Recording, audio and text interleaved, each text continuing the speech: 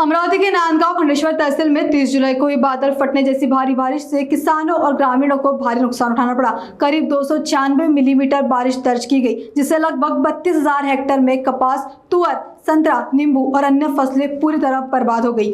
कई मकान क्षतिग्रस्त हुए, खेतों में लगे स्प्रिंकलर, पाइप और मोटर बह गए, जबकि सड़कें और पुल भी क्षतिग्रस्त हो गए। इस नुकसान को देखते हुए ठाकरे सेना ने नांदगांव खंडेश्वर तहसील के लिए विशेष राहत पैकेज की मांग की है। अमरावती जिला कलेक्ट्रेट पर ठाकरे सेना के पदाधिकारियों और नगर सेवक प्रकाश मारोडकर के नेतृत्व में प्रदर्शन किया गया। प्रदर्शनकारियों ने चेतावनी दी कि यदि 7 दिनों के भीतर विशेष पैकेज की घोषणा नहीं की गई तो आंदोलन को और उग्र किया जाएगा। नांदगाव खंडेश्वर तालुक्यामध्ये 30 व 31 जुलै रोजी मोठ्या प्रमाणात मुसळधार पावसाने शेतकऱ्यांच्या शेती पिकांचे प्रचंड नुकसान झाले आणि अद्याप आमच्या नांदगाव तालुक्यामध्ये पंचनाम्याला सुरुवात झाली नाही। म्हणून आणि नुकसान भरपाई ही एनडीआरएफच्या निकषानुसार दिली तर 8,200 रुपयाच्या वर नुकसान भरपाई कुणाला मिळत नाही।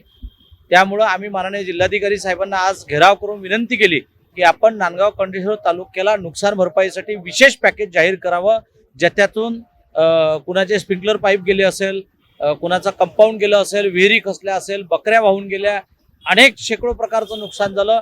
सदरची नुकसान भरपाई ही विशेष पॅकेज अंतर्गत मिळतील आणि मंगरूळ, चवळा आणि धामक येथील अनेकांच्या घरात पाणी जाऊन अक्षरशः घरं पडले, संसार उघड्यावर आले। आज राहायला घर नाही। 6 दिवसापासून ग्रामपंचायत मार्फत त्यांची जेवणाची व्यवस्था सुरू आहे। अशा लोकांना पंतप्रधान आवास योजनेअंतर्गत घरकुल देण्यात यावे व नांदगाव तालुक्याला नुकसान भरपाईसाठी, कारण महाराष्ट्रात सर्वाधिक पाऊस हा 296 मिलीमीटर हा नांदगाव खंडेश्वर तालुक्यामध्ये झाला।